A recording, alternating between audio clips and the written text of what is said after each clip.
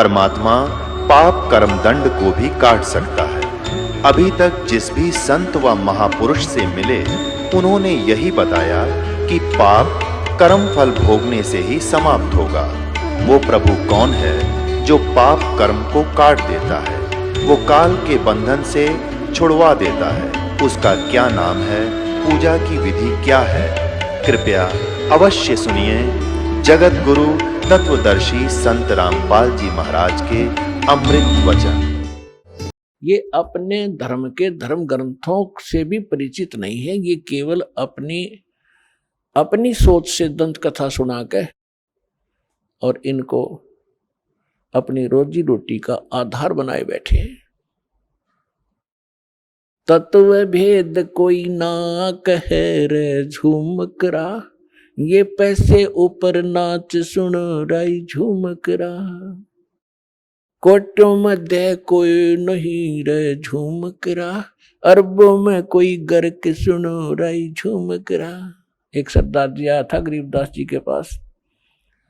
उसने जब ये ज्ञान सुना तो अचंभित हुआ और कहने लगा, हे भगवान, आज तक ये ज्ञान हमारे को किसी ने नहीं बताया। तब उन्होंने कहा था कि ये तत्व भेद कोई ना कहे रे झूमकरा, ये पैसे ऊपर नाच सुनो रे झूमकरा। तो पुण्यात्मा परमात्मा ने उसी समय कहा था कि मोती मुक्ता दर्शत नहीं, ये जग है सब अंदरे, दिखत के तो नैन चश्मे, इनका फेरा मोतिया बिंदरे। जिसका मोतिया बिंद हो जाए आंखों में, आंख स्वस्थ दिखाई देती है पर उसको दिखता कुछ नहीं। इसी प्रकार हमारे धर्मगुरु इस कलयुग के जो हिंदू धर्म के और मुसलमान धर्म के वर्तमान के ये अंधे थे, आंखों वाले अंधे। एक भाषा विशेष अवश्य जानते थे लेकिन अध्यात्म ज्ञान से अपरिचित थे। तो उन्होंने ये नहीं पढ़ा कि खुद कह रहा है कि मेरी जन्म मृत्यु होती है।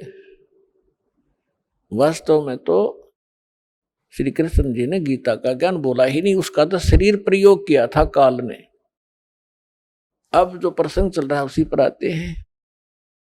अब गीता ज्ञान दाता ने स्पष्ट कर दिया कि मेरे भी जन्म होते हैं, आपके भी होंगे। और फिर गीता अध्याय नंबर 8 के श्लोक नंबर 1 में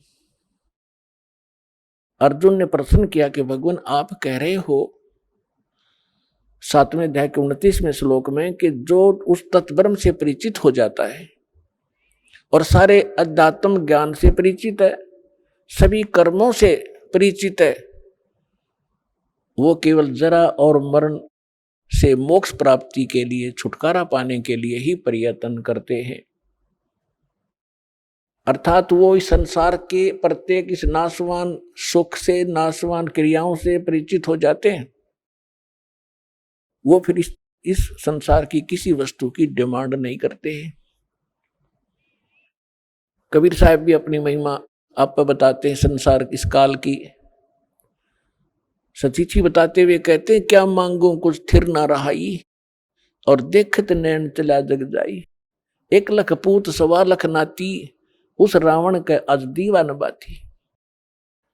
फिर परमात्मा कहते हैं, आवत संग ना कोई जात संगाती। जब तुम यहां आए तब ना पत्नी साथ आई थी, ना पुत्र पुत्री साथ आए थे। जब तुम यहां से जाओगे तब आपके साथ इनमें से कोई नहीं जाएगा। आवत संग ना जात संगाती, और क्या भयादर बंदे हाथी। राजाओं को संकेत कर रहे हैं। राजा लोग अपनी महिमा दिखाने के लिए अपने किले के बाहर हाथियों की लाइन लगा दिया करते थे, बांधा करते थे बाहर, ताकि दूसरे राजाओं के गुप्तचर आवे।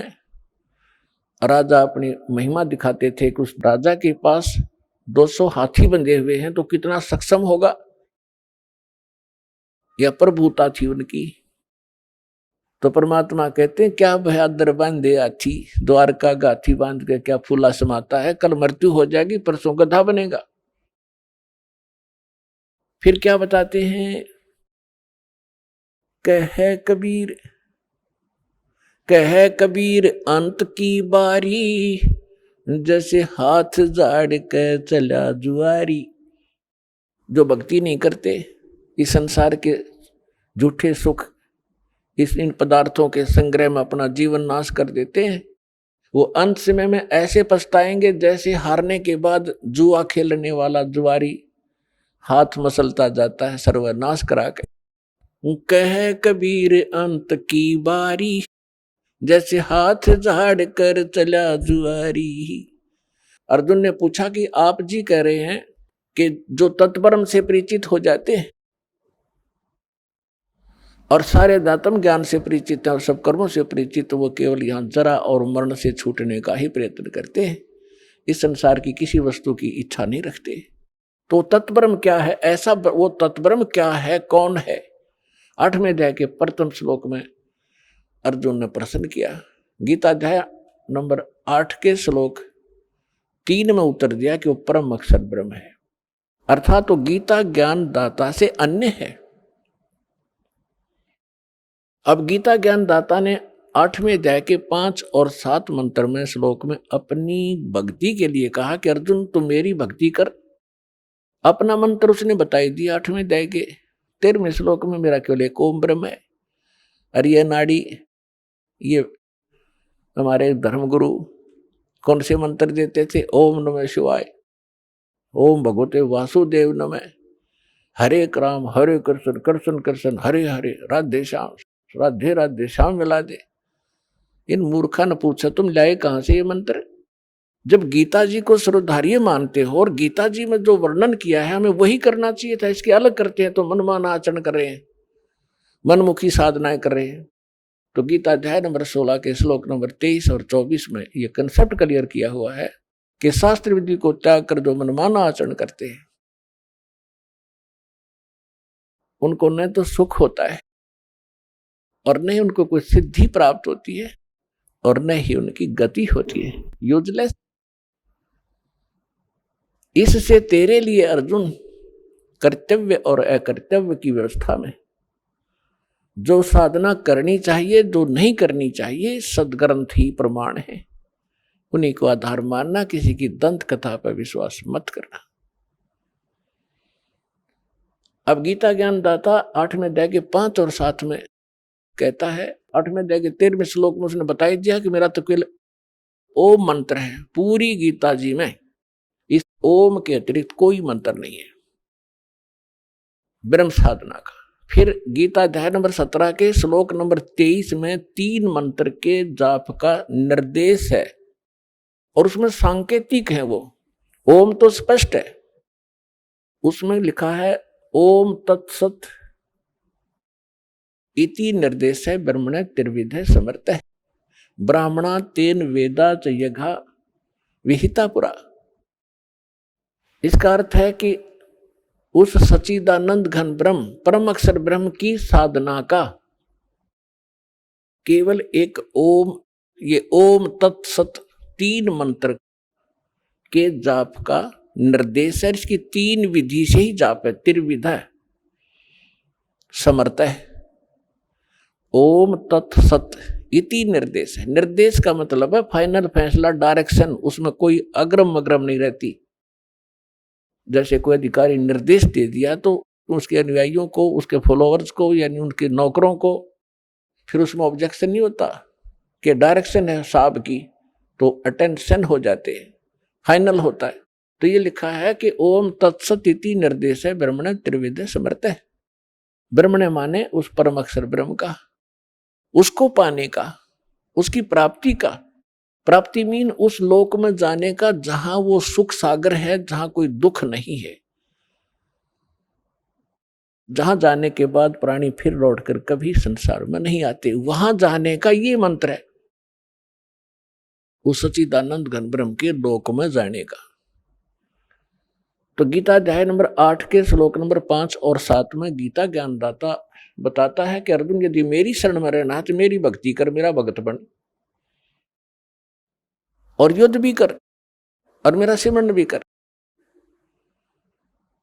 अपने आत्माओं इसे 2 कंसेप्ट क्लियर हो गए कि एक तो जैसे ये हठ योग बताता है कोई साधक, कोई संत, 2.5 घंटे सुबह 2.5 घंटे शाम, ये दंत कथा है, लोक वेद है, ये मनमाना आचरण है। किसी भी सदग्रंथ में इस हठ योग का प्रावधान नहीं है। इसमें स्पष्ट कर दिया है कि अर्जुन तो युद्ध भी कर और सिमरण भी कर। तो इसी प्रकार सूक्ष्म वेद में कहा है, नाम उठत ना हम बैठत, नाम सोवत जागवे, नाम खाते नाम पीते, नाम सेती लागवे। यही वेद बताते हैं। यजुर्वेद अध्याय नंबर 40 के मंत्र 15 में कहा कि ओम ओम कर्तुम समर, किलबे समर और कर्तु समर। ओम नाम का जाप काम करते करते सेवन कर, विशेष कसक के साथ सेवन कर, मनुष्य जीवन का प्रथम कर्तव्य जानकर या भक्ति करे। ये तो ब्रह्म सत्र का ज्ञान उसने दिया है कि ओम का जाप करना, मेरी शरण में रहना। वो भी गीता ज्ञान दाता भी ब्रह्म है, वेद ज्ञान दाता भी ब्रह्म ही है। फिर वो वेद ज्ञान दाता ऑप्शन छोड़ देता है 40वें अध्याय के, यजुर्वेद के 40वें अध्याय के 17वें श्लोक में कि वो परमात्मा तो प्रोक्ष है, गुप्त है, वो पूर्ण परमात्मा, और मैं ब्रह्म हूं, मैं ब्रह्म लोक में रहता हूं, मेरा ओम नाम है, मेरा सिमरण करेगा तो मुझे ही प्राप्त होगा। तो यहां हम फिर आते उसी प्रसंग पे कि वेद ज्ञान दाता भी ब्रह्म है, और यहां ये कह रहा है कि युद्ध भी कर, गीता ज्ञान दाता भी वही है, कहता युद्ध भी कर, मेरा सिमरण भी कर, और मेरे ही अंश में मैं जो सिमरण करता हुआ तू छोड़कर जाएगा तो शरीर तो मुझे ही प्राप्त होगा, मेरे में भावित रहेगा। इसने अपनी स्थिति बताई दी है कि तेरे और मेरे बहुत जन्म हो लिए, आगे भी होंगे, जन्म मृत्यु ना तेरी मिटे ना मेरी मिटे। तो गीता अध्याय नंबर 15 के श्लोक नंबर 4 के अंदर कहा है कि तत्वदर्शी संत और तत्व ज्ञान की प्राप्ति के उपरांत परमेश्वर के उस परम पद की खोज करनी चाहिए, जहां जाने के बाद साधक फिर लौटकर कभी संसार में नहीं आते। और जिस परमेश्वर ने ब्रह्मांडों की रचना की है, तो गीता ज्ञान, इससे स्पष्ट है कि गीता ज्ञान दाता से कोई अन्य है वो समर्थ शक्ति, वो सुप्रीम पावर, कंप्लीट गॉड, पूर्ण ब्रह्म, पूर्ण परमात्मा, और केवल उसी की भक्ति करो। तो इन हमारे धर्म गुरुओं की अकल मारी जा रही थी, और रोज पढ़ा करते, पढ़ने की सलाह देते थे, स्वयं भी घोट रखा था, अनुयायियों को भी कहा करते डेली एक अध्याय पढ़ो। तो क्या फायदा हुआ उस पढ़ने का जिसका ज्ञान कति नहीं। गीता जी बता क्या रही है, उसके विपरीत क्रियाएं कर रहे हैं। तो गीता अध्याय नंबर 18 के श्लोक नंबर 62 में कहा कि अर्जुन तू सर्वभाव से उस परमेश्वर की शरण में जा, उस परमेश्वर की कृपा से तू परम शांति को और सनातन परम धाम को, सनातन शाश्वतम स्थानम, शाश्वत सदा रहने वाला जिसका नाश कभी ना हो, और जहां गए प्राणी फिर लौटकर संसार में जन्म मृत्यु में नहीं आते, उसको प्राप्त होगा। वो परमात्मा अन्य है। तो गीता अध्याय नंबर 8 के श्लोक नंबर 5 और 7 में गीता ज्ञानदाता अपनी स्थिति बता रहा है कि मेरी भक्ति कर तो मेरे में समर्पित हो, और युद्ध भी कर, निसंदेह तो मुझे ही प्राप्त होगा। अंडरस्टूड है? जहां साता बासा होई, मन कर्म वचन सुमरियो सोई। फिर तुरंत कहता 8वें अध्याय के 8, 9, 10 श्लोक में कि उस परमेश्वर की भक्ति जो करता है, उस तत्व ब्रह्म की, वो उसी को, उस भक्ति की शक्ति से, उन मंत्रों की शक्ति से उसी को प्राप्त होता है। उसकी भक्ति करेगा तो उसको प्राप्त होगा। वो कहाँ रहता है और उस साधक की क्या स्थिति होती है, गीता अध्याय नंबर 15 के श्लोक नंबर 4 में स्पष्ट कर दिया है कि उस तत्व ज्ञान और तत्वदर्शी संत की प्राप्ति के उपरांत परमेश्वर के उस परम पद की खोज करनी चाहिए, जहां जाने के बाद साधक फिर लौटकर संसार में कभी नहीं आते।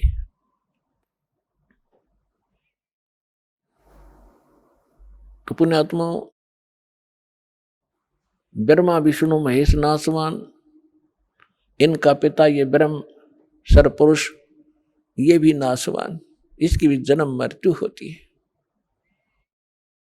आज तक हम ब्रह्मा विष्णु महेश जी को अविनाशी कहा सुना करते थे इन अज्ञानी धर्म गुरुओं से, जबकि इनकी हिस्ट्री में, इनकी जीवनी में लिखा है, श्री देवी भागवत पुराण 3रा स्कंद, गीता प्रेस गोरखपुर से प्रकाशित सचित्र मोटा टाइप के पृष्ठ 123 पर विष्णु जी स्वयं अपनी माता की स्तुति करते हुए कहते हैं, तुम शुद्ध स्वरूपा हो, ये सारा संसार आप ही से उद्भासित हो रहा है, मैं और ब्रह्मा और विष्णु, मैं और ब्रह्मा और शंकर आप ही की कृपा से विद्यमान हैं। हमारा तो आविर्भाव माने जन्म, तिरोभाव माने मृत्यु हुआ करता है। हम नित्य नहीं है, हम अविनाशी नहीं है, हमारी जन्म मृत्यु होती है। और तुम ही नित्य हो, प्रकृति और सनातनी देवी हो। शंकर भगवान भी कहते हैं, माता यदि उसके बाद ब्रह्मा जी उत्पन्न हुए वो आपके पुत्र हैं तो क्या मैं आपका बच्चा नहीं? अर्थात मुझे भी उत्पन्न करने वाले आप ही हो। तो पुण्यात्माओं, इससे सिद्ध होगा कि ब्रह्मा जी नासवान, विष्णु जी नासवान, शिव जी नासवान, शंकर भगवान नासवान, इनके पिता नासवान, जिसको गीता अध्याय नंबर 15 के श्लोक नंबर 16 और 17 में 3 पुरुष बताए। पुरुष माने प्रभु, स्वामी, एक सरपुरुष, एक अक्षर पुरुष। इनके विषय में बताया है 16वें श्लोक में 15वें अध्याय कि ये दोनों नासवान हैं और इनके अंतर्गत जितने भी प्राणी हैं इनके ब्रह्मांडों में वो भी नासवान है, ये भी नासवान है। लेकिन जीवात्मा तो किसी की भी नहीं मरती, वो तो विषय ही अलग है। अब सरपुरुष ये काल है, ब्रह्म है, इसका कितना क्षेत्र है, ये कितना स्वामी है, कितना भगवान है, कितना राम है, ये कितना व्यापक है। 21 ब्रह्मांड है इसके। ये केवल 21 ब्रह्मांड का प्रभु है, स्वामी है, मालिक है, राम है। इसको सरपुरुष कहा है। सर माने नासवान। और दूसरा जो प्रभु गीता अध्याय नंबर 15 के श्लोक नंबर 16 में बताया वो अक्षर पुरुष है। अक्षर का अर्थ होता है जो सर ना हो, अविनाशी, जिसका नाश ना हो। लेकिन ये कितना अविनाशी है, ये इसकी आयु बहुत लंबी है, इसलिए इसको भी अक्षर पुरुष कहा है। लेकिन वास्तव में ये अक्षर पुरुष नहीं है, अविनाशी नहीं है। इसका आगे निर्णय दे दिया है गीता अध्याय नंबर 15 के श्लोक नंबर 17 में कि उत्तम पुरुष है तू अन्य परमात्मा इति उदाहरत है, ये लोग तरम अविश्य विवर्ती अवैश्वर है। कि उत्तम पुरुष, श्रेष्ठ भगवान, पुरुषोत्तम, वास्तव में सही और श्रेष्ठ परमात्मा तो इन दोनों से, सरपुरुष और अक्षर पुरुष से कोई अन्य है और वो परमात्मा कहलाता है। वही तीनों लोकों में प्रवेश करके सबका धारण पोषण करता, वो है अविनाशी परमात्मा। अब यहां थोड़ी सी इनकी आयु की गणित की रीति से आपको सुनाते हैं, समझाते हैं। पुण्यात्माओं, आप एक पेट के लिए, रोजगार के लिए, निर्वाह के लिए अपने बेटा और बेटियों को 15-20 वर्ष तक फ्री छोड़ देते हो और कहते हो कि बेटा खूब अपना शिक्षा ग्रहण करो, ट्यूशन भी लगवा लो, सारा कुछ करते हो, पैसा भी लगाते हो, समय भी उनको पूरा देते हो। फिर बाद में क्या मिलता है? 10% स्टूडेंट्स को 20% मुश्किल से कोई नौकरी रोजगार प्राप्त होता है ना, बाकी वही काम करते जो हम डेली कर रहे होते, पहले कर रहे होते थे। अब वो तो केवल एक पेट के लिए और केवल इस समय वर्तमान के लिए। और हमने जब ये ज्ञान होगा आप जी को कि आगे कहर टूटेगा आपके ऊपर, इस जीव के ऊपर दुख तो आगे आवेंगे, अब तो रोटी का रोड़ा है बस, अरे ये परमात्मा की शरण में पाछे ये नहीं रहेगा। ये आप विशेषकर नोट कर लेना, इस समर्थ की शरण में आने के बाद आपको निर्वाह की चिंता नहीं रहेगी। इतना दे देगा, याद रखोगे।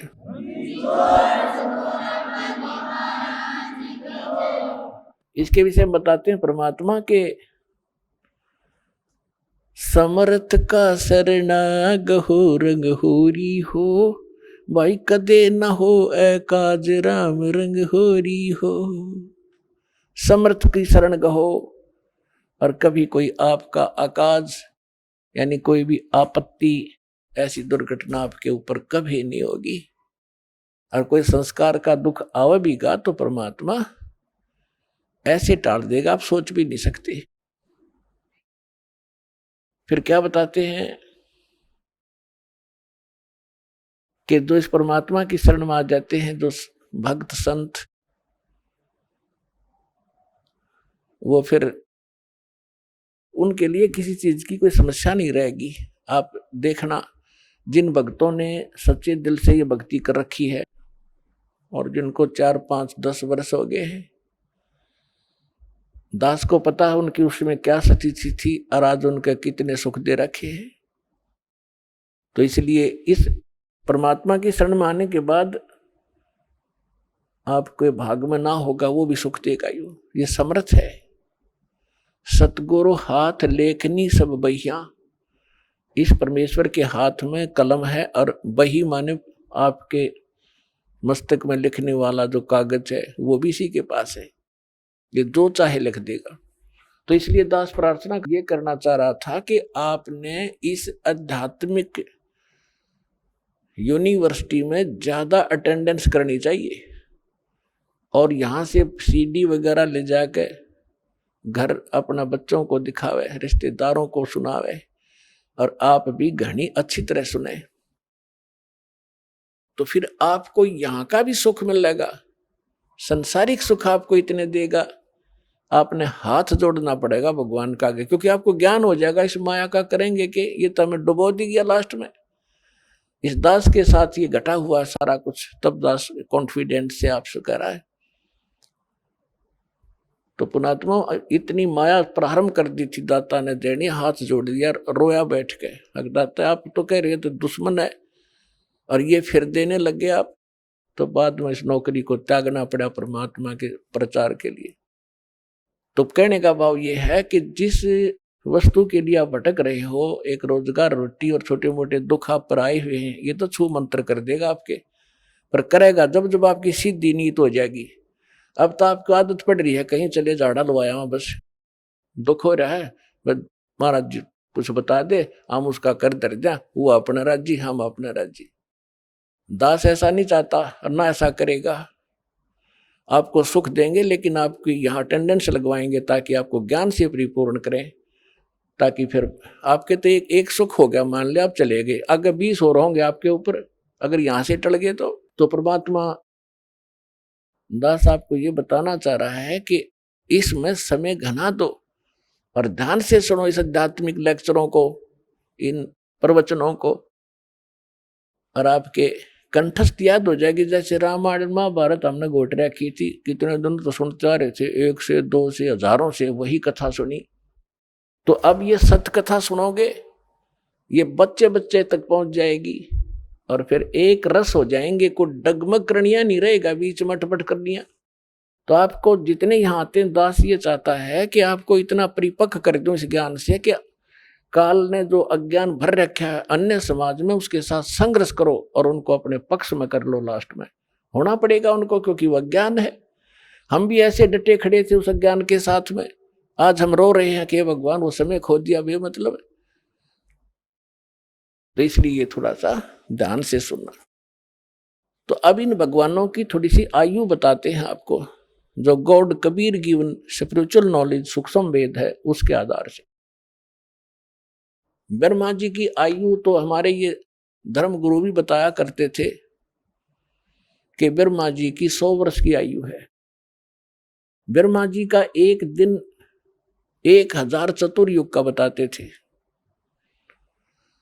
एक चतुर्युग में कितना समय होता है? जैसे सतयुग, त्रेता, द्वापर और कलयुग, चारों युगों को मिलाकर के 43,20,000 वर्ष होते हैं हमारे।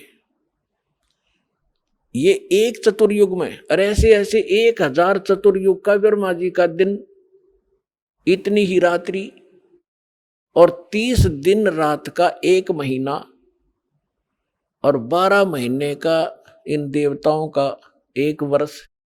ऐसे बने हुए महीनों का और ऐसे बने हुए वर्षों, एक वर्ष बना 12 महीने का, तो ऐसे ऐसे बने हुए 100 वर्ष की आयु है ब्रह्मा जी की। हाँ पुण्यात्मा देखो, अब हम अपने से तुलना करें, 60, 65, 70, 80 साल की उम्र है मनुष्य की आज, और इनकी कितनी होगी गिनती ना हो बे। तो इसलिए इस प्रकार 100 वर्ष की आयु श्री ब्रह्मा जी की है,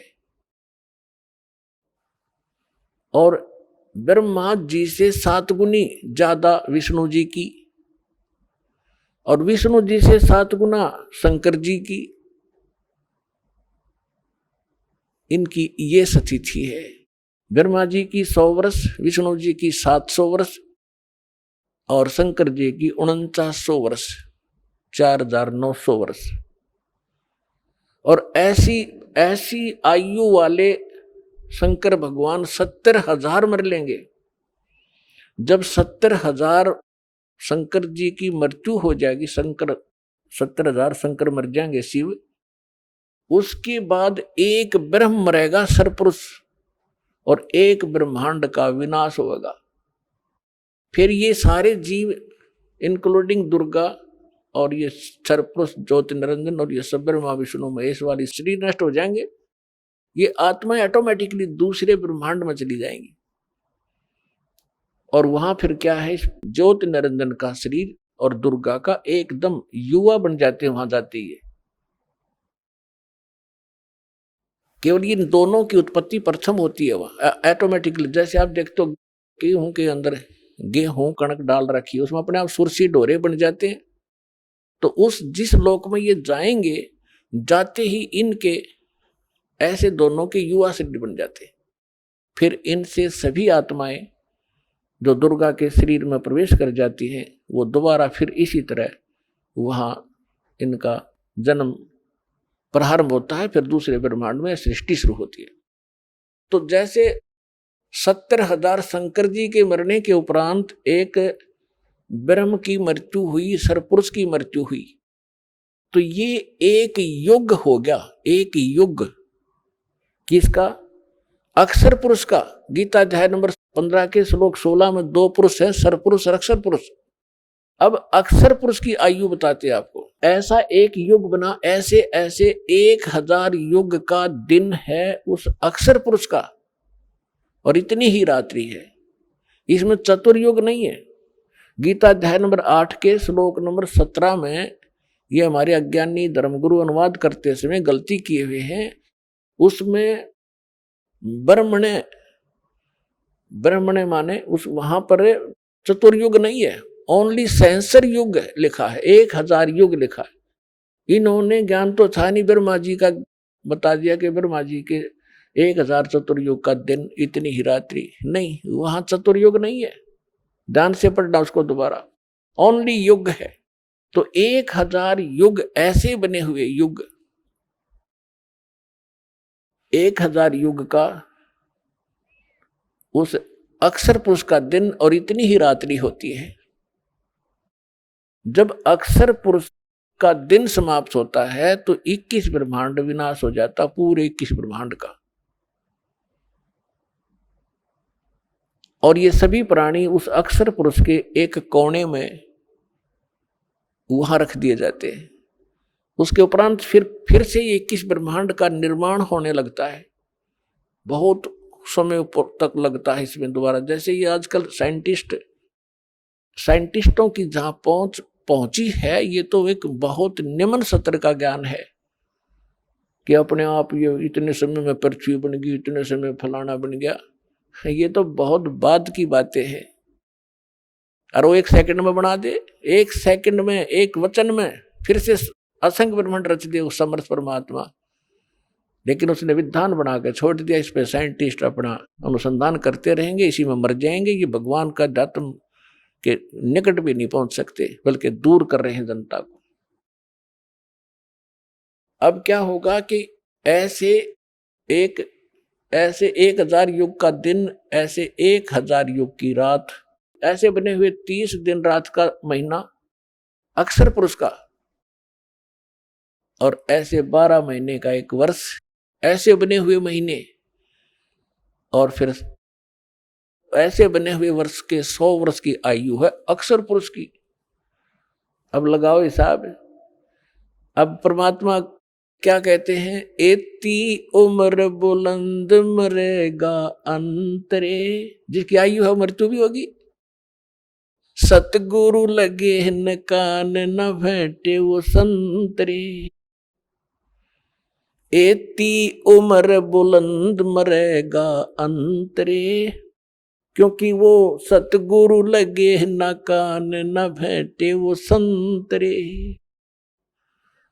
इतनी लंबी आयु भी हो जाएगी, अंत में फिर भी मृत्यु होगी तेरी। क्यों? क्योंकि आपके वो सतगुरु, वो संत नहीं मिले।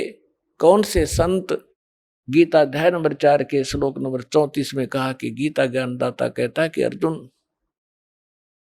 गीता अध्याय नंबर 4 के श्लोक नंबर 32 में स्पष्ट कर दिया है कि सच्चिदानंद घन ब्रह्म ने मुख्य यानी परम अक्षर ब्रह्म अपने मुख कमल से आकर जो ज्ञान देता है वो तत्व ज्ञान है, उसको सूक्ष्म वेद कहते हैं। चौथे अध्याय के 34वें श्लोक में कहा कि उस तत्व ज्ञान को तू तत्वदर्शी संतों के पास जाकर समझ, उनको दंडवत प्रणाम करने से, कपट छोड़कर उनकी सेवा करने से वो तत्वदर्शी संत तुझे तत्व ज्ञान का उपदेश करेंगे। और उसके पश्चात 15वें अध्याय के 4थे श्लोक में कहा कि उसके पश्चात परमेश्वर के उस परम पद की खोज करनी चाहिए जहां जाने के बाद कभी मृत्यु नहीं होती, लौटकर संसार में कभी नहीं आती। तो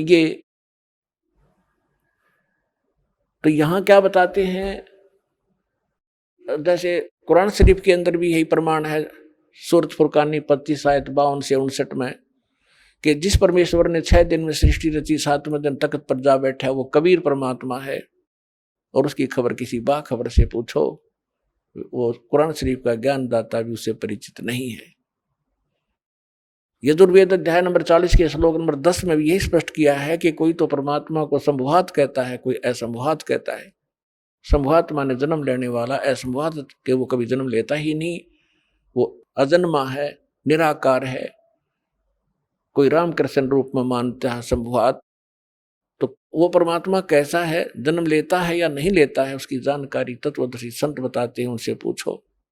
तो यहाँ सूक्ष्म वेद में कहा है, एती उम्र बुलंद मरेगा अंतरे, क्योंकि वो सतगुरु लगे न कान न भेंटे वो संतरे। वो संत नहीं मिले तुझे जो तत्वदर्शी संत है। तो इस विश्व में पुण्यात्मा वर्तमान में ये दास है वो तत्वदर्शी संत। इसको चाहे अभिमान समझ लियो और ते सच्चा ज्ञान समझ लेना, ये आपकी बुद्धि के सत्र पर डिपेंड करता है। और फिर इससे पहले जो तत्वदर्शी संत थे उनका भी थोड़ा विवरण कराते हैं।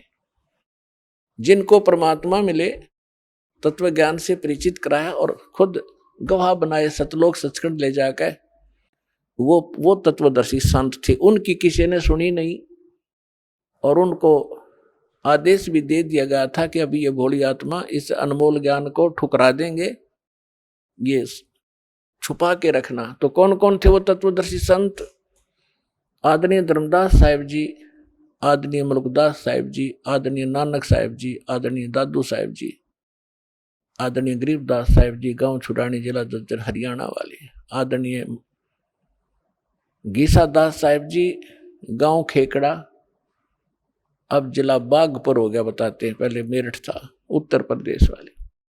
तो इन महापुरुषों को पूर्ण ज्ञान था, परमात्मा से परिचित हुए थे, लेकिन इनको मालिक ने आदेश दिया था, धर्मदास मेरी लाख दुआई, ये मूल ज्ञान तत्व ज्ञान की तबार ना जाए, अब इसको सार्वजनिक ना करना।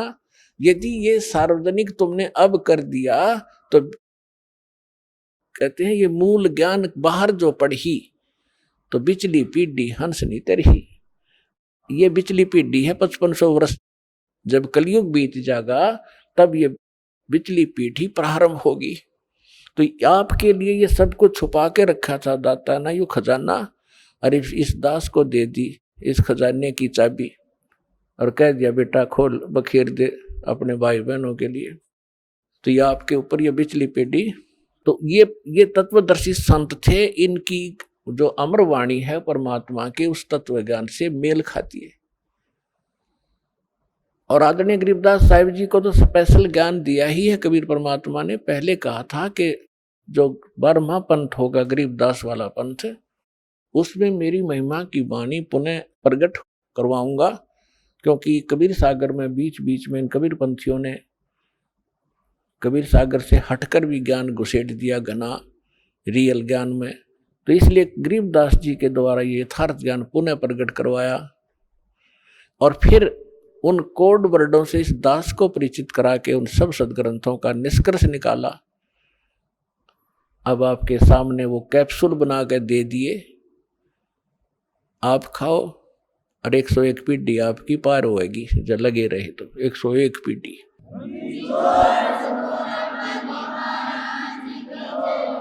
और ये संसारिक सुख तो यहाँ परमात्मा मुफ्त में देगा, आपको रूंगे में देगा।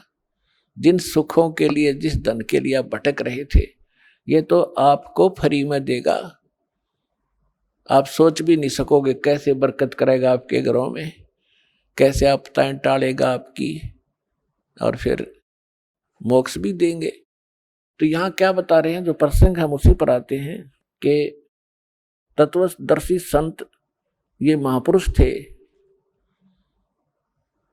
आदरणीय धर्मदास साहिब जी को परमात्मा ने फिर कहा है कि धर्मदास मेरी लाख दुहाई, ये सार नाम की तबार न जाई, सार नाम बाहर जो पर ही, ये बिचली पीढ़ी हंस नितर ही। ये यथार्थ जो सार नाम है, कहता है इसका तो जिक्र भी ना कर देना किसी को। जब ये नकली संतों पंथों का हाथ लग जाते, ये मंत्र जो दास आपको दे रहा है, कंप्लीट कोर्स है ये, कंप्लीट इन ऑल रिस्पेक्ट।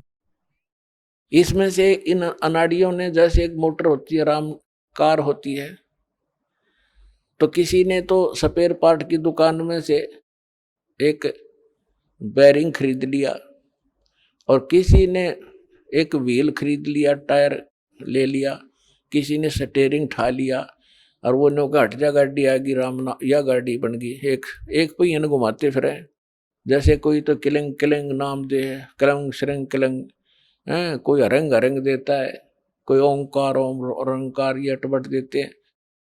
तो ये जो मंत्र ये लोग देते हैं, जैसे कोई सोम सोम देता, उसके दो ऐसे कर लिया कोई बात है। परमात्मा की वाणी से सोम शब्द चुरा लिया।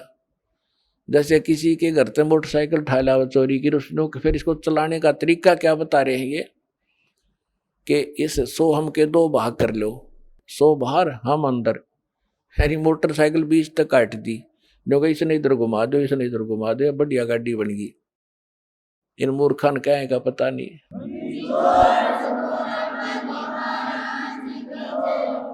गरीबदास साहिब जी कहते हैं, बेखों के लश्कर फिरे, लश्कर माने टोल के टोल, बेखों यानी पंथों के, बेखों के लश्कर फिरे, ये बाणी चोर कठोर, सतगुरु धाम ना पहुंचेंगे ये 84 के डोरे।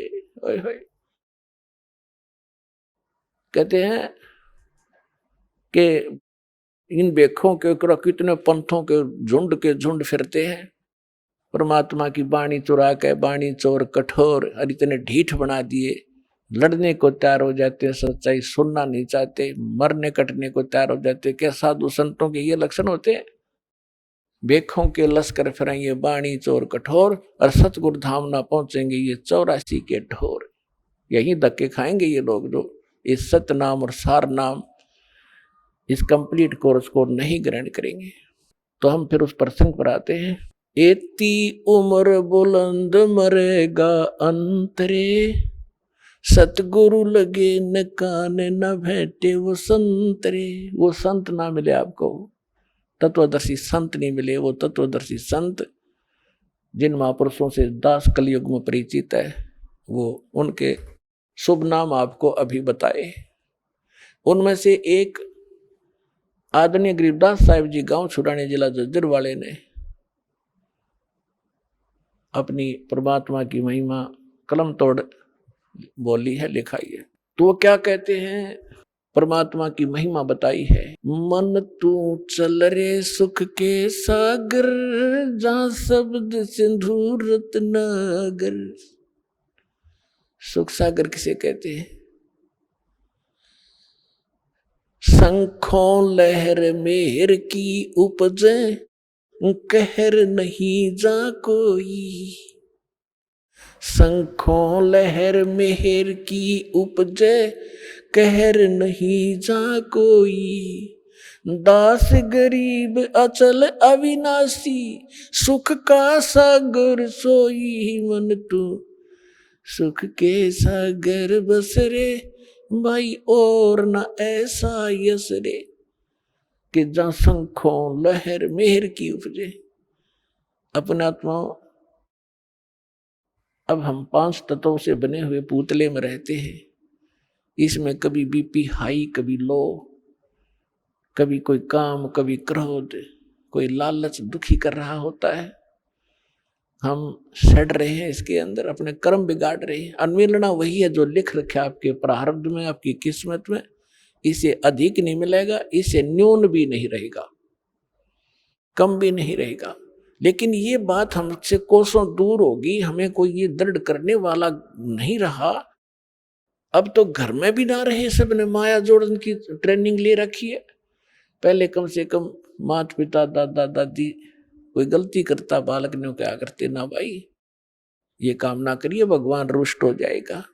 अब भगवान वाली तो बात ना चलती घर में, क्यों सब थोड़े बहुत 2 पैसे हो गए, शिक्षित हो गए, कोई रोजगार करता है, सांझ ने घूटी ला के कोई कितना पड़ा है, कोई कितना पड़ा ना, बच्चों के साथ कोई लिंक रहा।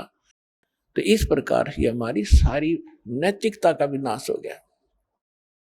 तो क्या बताते हैं आप, दास के साथ तो बहुत बार बीती है, कुछ पिछले संस्कार थे, मान के चरणों में रहा होगा दास। तो कई बार जब अकेला होता हूँ, एक आध बार ऐसी हिलोर उठती है अंदर से, चाहे हमें किसी ने हमें कितना ही सता रखा हो, कितना दुख दे रखा हो, चाहे कुछ पैसे भी मार रखे हो, चाहे कभी गाली गलोच भी कर रखा हो, उसके प्रति भी दोष नहीं रहता, वो भी अपना सा दिखाई देता है। और जब वो रहती है कुछ थोड़े समय के लिए, वो जो लहर सी उठती है कुछ देर तक रहती है, उसमें कोशिश भी नहीं करा ना उसके प्रति द्वेष पैदा हो, नहीं होता। और उस लहर के जाने के बाद, उस तरंग के जाने के बाद फिर वो खचड़ा भरा होता है, उसने ऐसा क्यों बोला, उसने ऐसा क्यों कह दिया है, अब ये करूंगा वो करूंगा फलाना करूंगा। तो वो जो मिहिर की लहर थी वो थी जिसमें किसी के प्रति दोष द्वेष नहीं आ रहा था। और कैर की लहर वो शुरू होगी जब आम रहती है हमारे अंदर। तो इसके विषय में बताता है कि उस सतलोक के अंदर गरीबदास साहिब जी कह रहे, शंखों लहर मेहर की उपजे और कहर नहीं जा कोई दुख है नहीं। अपने आत्मा आप यहाँ आए हुए हो, सतलोक आश्रम बरवाला जिला हिसार हरियाणा में, चाहे कोई 4 दिन से आ रहा है, कोई 10 दिन से, कोई 2 दिन से। अब यहाँ क्या दिक्कत है आपको, वो जानबूझ के अपने स्वभाववस्था आप कोई प्रॉब्लम पैदा करो, वह दूसरी बात है। किसी के साथ खसो तो यहाँ को बैठ गया, मैं बैठूंगा। यह धरती सारी एक जैसी है, एक जैसे मैट बिछ रहे, कितना चद्दर बिछा और लेट जाओ, बना बनाया खाना मिल रहा है। परमात्मा ने अपने बच्चों के लिए दूध की नदी बहा रखी और यहाँ पर सारे सदा व्रत खोल रखा, चाह की केटली भर के दर रखी, अड़ाओ गिलास पियो गटगट कीता बैठ के। तो यहाँ आपने यहाँ क्या दुख है, क्या द्वेष है किसके साथ? तो वहां सतलोक की मिनी रिहर्सल है, उस वो वाला सुख तो यहाँ स्वप्न में भी नहीं है, लेकिन उसकी रिहर्सल है ये। तो जब आप वहां जाओगे, बहुत बड़ा क्षेत्र आपका अपना इंडिविजुअल है। जैसे यहाँ प्रत्येक का स्वभाव है, बड़ी कोठी हो, हैं आगे लान हो, उसमें तालाब बना हुआ हो, कहीं फुहारे चल रहे हो, बाग बगीचे हो, हैं और अंगूरों की बेल लगी हो, कभी घूमते घूमते खा लें, वहाँ सैर सपट्टा करें, कभी तालाब में नहा लें, बैठ के गप्पे मारें, कितना बैठ। तो ये यहाँ का किया हुआ तुम्हें वहां मिलेगा। आप स्टूडेंट हैं, मनुष्य जीवन प्राप्त प्राणी, और जो स्टूडेंट यहाँ की संपत्ति जोड़ने में लग गया वो विद्यार्थी नहीं है, वो भक्त नहीं है। आपको जो आवश्यक वस्तुएं हैं वो बनाओ, गर्मी सर्दी से बचने के लिए मकान की आवश्यकता बनाओ, जैसा आपकी सुविधा भगवान ने आपको प्रारंभ में दिया उतना ही बनाओ, ज्यादा नहीं। आज की वर्तमान की आवश्यकता है मोटरसाइकिल, कार है, व्हीकल है, ये भी ले लो, कोई बड़ी बात नहीं। और आप देख लेना, विश्वास रखना, सच्चे दिल से लगे रहना, जो वर्तमान आधुनिक आवश्यकता है आपकी सारी पूरी करेगा आपको परमात्मा। मोटरसाइकिल वाले को मोटरसाइकिल जरूरत है वो ही देगा, तो आप याद रख लेना। लेकिन सदुपयोग करना, सत्संग के लिए उद्देश्य रखना कि मुझे भगवान कोई व्हीकल दे तो आपकी महिमा सुनने के लिए हम सह परिवार आए, इस तरह की भावना बना कर रहना। तो वो जो आवश्यक वस्तु है आपको यहाँ अवश्य देगा। तो वहां वो सारा सुख वहां सतलोक के अंदर है। तो वहां राग द्वेष आपस ही बने, कोई अभाव नहीं किसी चीज का। या तो चोरी चोर जब करेगा जब उसको भूखा मर रहा होगा, या उसने लोगों की तरह कोठी बनाने की होड़ लगी हुई होगी, तो तब आपकी इस ज्ञान से वृत्ति हटेगी जो हमारी एक पशु पक्षी जैसी वृत्ति थी। जैसे गोबर का भूंड हमने देखा खेतों में, गोबर का भूंड, ये पहले मनुष्य था जो घना धन जोड़ दिया बैंक में बनाने वाला, फिर वो भूंड बन गया। हमने देखा पशु गोबर कर देते खेतों में, और भूंड और भूंडनी वह दोनों पति पत्नी उस गोबर ने इकट्ठा करने में सारा दिन लगे रहे, और बना के उसके गोले और बिल में ठोक ले, और उन इकट्ठा करते करते को पशु के पैर का नीचा आकर दोनों मर जा, वो गोबर इकट्ठा करा करा रह गया। आइए अब हम उन श्रद्धालुओं के अनुभव जानते हैं जो जगत गुरु तत्वदर्शी संत रामपाल जी महाराज जी से दीक्षा प्राप्त कर चुके हैं तथा उनके द्वारा बताए गए भक्ति मार्ग पर चल रहे हैं। नमस्कार सर। सर साहेब। सर क्या नाम है आपका? मेरा नाम पति रामदास है, ग्राम सिरना भाठा, धमधा, दुर्ग जिला छत्तीसगढ़ से हूँ। सर संत रामपाल जी महाराज से नाम दीक्षा आपने कब ली? 31 जुलाई सन 2016 को मैं संत रामपाल जी महाराज से नाम दान लिया। सर अभी तक क्या क्या भक्ति साधनाएं की हैं आपने? संत रामपाल जी महाराज से नाम दीक्षा लेने के पहले मैं सभी देवी देवताओं का पूजा करता था। यहाँ तक कि मैं 38 साल तक गायत्री परिवार में रह करके पूजा पाठ, यहाँ तक कि मैं 2 बार अपने गांव में गायत्री यज्ञ भी करवाया। सभी देवी देवताओं का मैं पूजा करता था, और मैं पूजा करते करते ये देखता था कि मुझे इससे कोई लाभ नहीं हो रहा है, ये क्या माजरा है। क्योंकि गायत्री परिवार में बोलते हैं कि दहेज प्रथा बंद करो, दहेज प्रथा बंद करो, और जब दहेज आता है तो सब दहेज उठा करके ले जाते हैं। और दूसरी बात है, मृत भोजन 100 गौओं के हत्या के बराबर है, ऐसा कहते हैं। और किसी के यहाँ मृत्यु हो जाता है तो कोई 3 नहावन नहा रहा है, कोई 5 नहावन नहा रहा है, कोई 10 नहावन नहा रहा है, और लड्डू पेड़ा जो भी बन रहा है उसको खा रहे हैं। जबकि मार्कंडे पुराण में 40 पृष्ठ पर दिया है, जब आदमी मरता है तो उसको यम के दूत घसीटते हुए यम लोग ले जाता है दक्षिण दिशा की ओर। उस समय उसका शरीर को कुत्ते, बिल्ली और गिद्ध नोचते हुए ले जाते हैं, उसको घसीटते हुए जानवर की तरीके से ले जाते हैं, और उनको नरक तक जाने में 12 दिन का समय लगता है। ये मैं पहले पढ़ चुका था। और नरक जाने के लिए अगर 12 दिन लगता है तो 10 दिन में ये लोग 10 गात्र कर रहे हैं और 10 हलवा पूड़ी खा रहे हैं। किस लिए खा रहे हैं? कि हमारे माता पिता को घसीटते हुए यम के दूत ले जा रहे हैं। इस बात को सोच करके मेरा दिल हिल जाता था, और मेरा मन है उधर से धीरे धीरे करके खिन्न होता गया। और मैं उस रास्ते से थोड़ा दूर होते गया। जाता था, वैसे पूजा पाठ जैसे होता था वैसे जाता था, पर मेरा मन नहीं लगता था। क्योंकि उनके कथनी और करनी में बहुत अंतर है। कहते कुछ और हैं गायत्री परिवार के लोग, कहते कुछ और हैं, करते कुछ और हैं। जैसे कि मैंने बताया है कि जो दहेज प्रथा है उसको बंद करना है। दहेज प्रथा बंद नहीं करते, और मृत भोज भी करते हैं, ये भी करते हैं। तो ये तो आपके करनी और कथनी में अंतर है। मैं इसलिए ना मेरा मन विचलित होता गया। सर जैसे कि आपने बताया कि आप 35 साल से गायत्री परिवार से जुड़े थे, तो आप संत रामपाल जी महाराज जी की शरण में कैसे आए? एक दिन भगत जी, मेरे घर में छोटा सा किराना दुकान है। किराना दुकान से उतर करके 9 बजे मैं अपने घर की ओर जा रहा था। मेरे दुकान है के पीछे घर है, घर में जा रहा था। तो मेरे यहाँ का एक भगत है, मैं उसको जानता नहीं था कि रामपाल जी महाराज जी से नाम दीक्षा ले चुके हैं करके, मैं नहीं जानता था। उन्होंने बोला कि भैया आप चल कैसे रहे हो, आपका कमर इतना कैसे झुक गया है? मैं ऐसा झुक गया था। तो बोले कि आप इतना झुक करके कैसे चल रहे हो, ऐसा तो पहले नहीं चलते थे।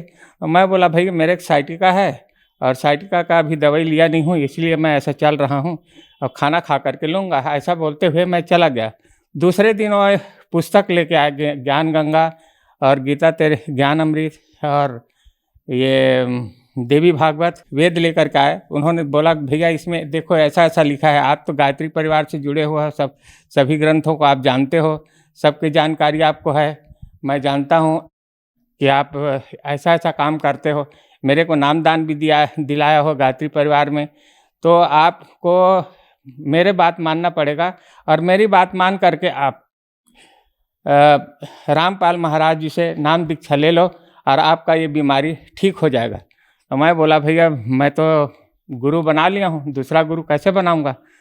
तो बोले कि नहीं बना सकते हो, गुरु बनाना कोई गलत नहीं है, क्योंकि जब किसी आदमी को किसी डॉक्टर से इलाज करा रहा है और उसका इलाज सफल नहीं हुआ तो दूसरा डॉक्टर बदल सकता है। वैसे ही हमारे अंदर जन्म मरण का रोग लगा हुआ है, इस रोग को मिटाने में कोई गुरु सक्षम है तो हम गुरु बदल सकते हैं।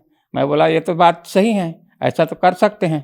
तो मैं बोला कि ये वो बोले ये पुस्तक पढ़ो और पुस्तक पढ़ने के बाद मेरे को बताना कब आप जाओगे करके। तो मैं बोला भैया मैं पुस्तक नहीं पढ़ूंगा, क्या नियम है क्या है वो बता दो, मैं उस नियम का पालन करूंगा और मैं नाम दान ले लूँगा। तो बोले कि नहीं फिर भी पढ़ लो। बोले मैं नहीं पढ़ूंगा, मैं बाद में पढ़ूंगा, आपके कहना मानूंगा। आप मेरे कहना मान करके आप गायत्री परिवार से नाम दान लिए थे तो मैं आपके कहने से रामपाल को अपना गुरु बना लूँगा, इसमें क्या हर्ज है, पर क्या नियम है उसको मैं बाद में पढ़ूंगा, आप मेरे को नामदान दिला दो। तो उन्होंने मुझे ले जा कर के फिर संत रामपाल जी महाराज से मैं सूर्यगांव में जा कर के नामदान लिया। सर, संत रामपाल जी महाराज से नाम दीक्षा लेने के बाद आपको क्या लाभ मिले? पहले लाभ तो ये हुआ कि मैं जिस परमात्मा की खोज में था वो परमात्मा मुझे मिल गया, वो सबसे बड़ी लाभ हुई। और दूसरी बात यह है कि मेरी बीमारी थी जो साइटिका था वो साइटिका ठीक हो गया। अभी मैं कोई दवाई वगैरह नहीं लेता हूँ। डॉक्टर ने बताया कि आप इस दवाई को लोगे तभी आप ठीक रहोगे और आपका L4 और L3 हड्डी जो रीढ़ की हड्डी है उसका नंबर होता है, L3 और L4 के बीच में 3 mm का गैप हो गया है, वो गैप भरेगा नहीं और आप ज़िंदगी भर ऐसे ही रहोगे। आपको दवाई खाना पड़ेगा और दवाई खाओगे तो आप ठीक रहोगे, नहीं तो आपको ये तकलीफ़ होगा। तो मैं बोला कि चलो दवाई खाना ही पड़ेगा। अब जब मैं रामपाल जी महाराज जी से नामदान ले लिया तो अब मुझे अब दवाई ना खाना पड़ रहा है, ना कुछ नहीं है। अभी मैं ठीक हूँ, आराम से सीधा चलता हूँ, गाड़ी चला लेता हूँ, सब कुछ करता हूँ। मेरे नाती को सिकलिंग का बीमारी था। सिकलिंग के बीमारी में वो 3-4 दिन से स्कूल नहीं जा रहा था, तो उन्होंने उनको भी बुलाया था कि उनको भी नामदान लेवाना है करके। जब वो नामदान लिए, वो भी नामदान लिए, वहीं से नामदान लिए तो वहाँ से निकले तो उसको पकड़ना नहीं पड़ा, वो जा कर के कार में सीधा बैठ गया और वहाँ से आने के बाद बढ़िया खेलने लगा। और आज तक उसको मैं सिकलिंग का दवाई ये चंगोरा भाटा से लेता था, सिकलिंग का दवाई, वो दवाई लेना बंद कर दिया। 5 साल से उसको दवाई मैं खिला रहा था, वो दवाई उसका बंद करवा दिया। सर, आपने यहाँ एक बीमारी का जिक्र किया, सिकल सेल। क्या आप हमारे दर्शकों को बता सकते हैं कि ये सिकल सेल की बीमारी क्या होती है? सिकलिंग का बीमारी ये है कि उससे खून का दौरा सही नहीं होता है। सिकलिंग है, उसमें जो जीवाणु होता है वो अंडाकार होता है, परंतु सिकलिंग में उसका जीवाणु है हंसियाकार हो जाता है ऐसा, और वो जब चलता है खून तो उसमें फंस जाता है, एक दूसरे में फंसता है और उसमें खून में रुकावट होता है। इसलिए उसमें क्या है, शरीर में गांठ में दर्द होता है, तो उसको दर्द होता था और वो चल नहीं पाता था। और डॉक्टर बताया था उसको कि इसको 35 साल के बाद ही ये बीमारी ठीक होता है, अगर ठीक होना रहता है तो 35 साल इसको दवाई खाना पड़ेगा, ऐसा डॉक्टर ने बताया था। संत रामपाल जी महाराज की दया से अब वो बीमारी ठीक हो गया है और अभी बढ़िया है। लड़का 8वीं क्लास में पढ़ रहा है। इसके बाद एक दिन चना को ऊपर सुखाया था, तो शाम को जब पानी गिरने लगा तो हम लोग उसको उठा के नीचे लाए। मेरी पत्नी उसको झाड़ू करके लाई तो 2-3 किलो रहा होगा। उसको सिर में रखी थी और साथ में एक हाथ में सुपर रखी थी और झाड़ू रखी थी और नीचे उतर रही थी। उस समय मेरा घर कंस्ट्रक्शन में चल रहा था, ऊपर का हिस्सा। वो नीचे प्लेटफार्म में आई और प्लेटफार्म में आकर के वो कैसे अनबैलेंस हुई कि वो चित्ता ऐसे पीछे की तरफ गिर गई। 11 फीट उसकी ऊंचाई है, नीचे फ्लोरिंग है और उसका वजन, मेरी पत्नी का वजन 104 किलो वजन था, पर उसको कुछ नहीं हुआ। उसके गले में थोड़ा चोट आया। मैं उसको ले जा कर के फिर भी उसको सेक्टर 9 में मेरा हम लोगों का मुफ्त में इलाज होता है, मैं वहाँ उसको इलाज करवाया। 2 दिन रखा तो वहाँ पुलिस केस हो गया। तो मेरे को ये हुआ कि उस दिन मर गई होती तो मुझे आज जेल हो गया होता, क्योंकि पुलिस वाला पहले ही बोल रहा था कि तुमने ढकेल दिया, तो वो मर जाती तो कौन बताने वाला होता।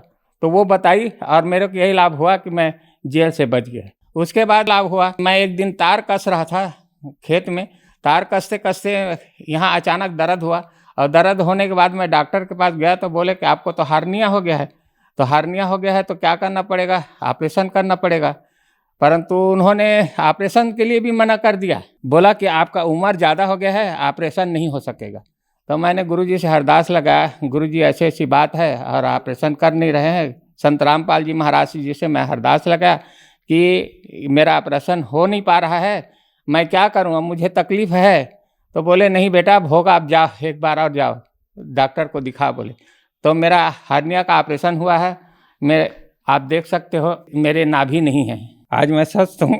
उसके बाद मेरा एक और लाभ हुआ कि जबलपुर में ये कबीर प्रकट दिवस हो रहा था, वो 17 तारीख को हुआ।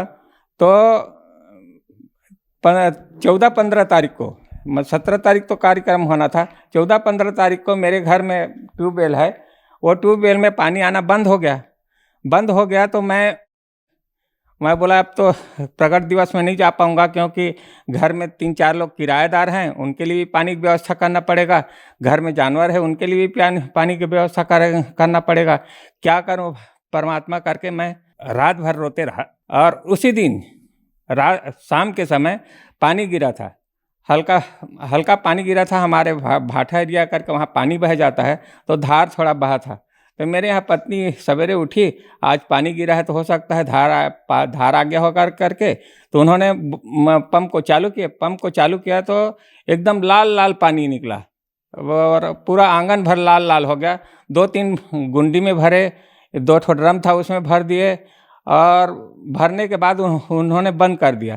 तो मैं जब सो करके उठा तो बोला ये क्या है, लाल लाल क्या है। बोले मैं बोरिंग को चालू किया था तो इससे पानी लाल लाल ऐसा निकला है, और हो सकता है टंकी में भी भर गया होगा। तो मैं ऊपर चढ़ के देखा तो आधा टंकी भी भर गया था। मैं बोला तो परमात्मा ने कृपा कर दिया है पानी ला करके। सर, संत रामपाल जी महाराज से नाम दीक्षा लेने के बाद आपको बहुत सारे लाभ प्राप्त हुए, तो जो दर्शक आज आपको टीवी पर देख रहे हैं, आप उन्हें क्या कहना चाहेंगे? मैं उन दर्शकों को, उन भक्तों को, उन जगत के भाइयों बहनों को से मैं प्रार्थना करता हूँ कि आपको किसी भी प्रकार की तकलीफ है, शारीरिक, मानसिक, आर्थिक, किसी भी प्रकार की तकलीफ है, तो आप उस तकलीफ के निवारण के लिए संत रामपाल जी महाराज के शरण में जाएं, नामदान लें। सर, संत रामपाल जी महाराज से नाम दीक्षा कैसे ली जा सकती है? टीवी में विभिन्न चैनलों पर कार्यक्रम आता है, वहाँ कार्यक्रम के दौरान नीचे पट्टी चलती है, उस पट्टी में नंबर दिए होते हैं, उस नंबर में आप संपर्क करके आपका अपने नज़दीकी नामदान केंद्र का पता कर सकते हैं। हर जिला में आजकल नामदान केंद्र खुल गया है। हमारे विश्व में 500 से ज़्यादा नामदान केंद्र खुल गए हैं, और वहाँ पर आप कहीं भी जाकर के नामदान ले सकते हैं और अपना कल्याण करवा सकते हैं। धन्यवाद सर। सत साहेब।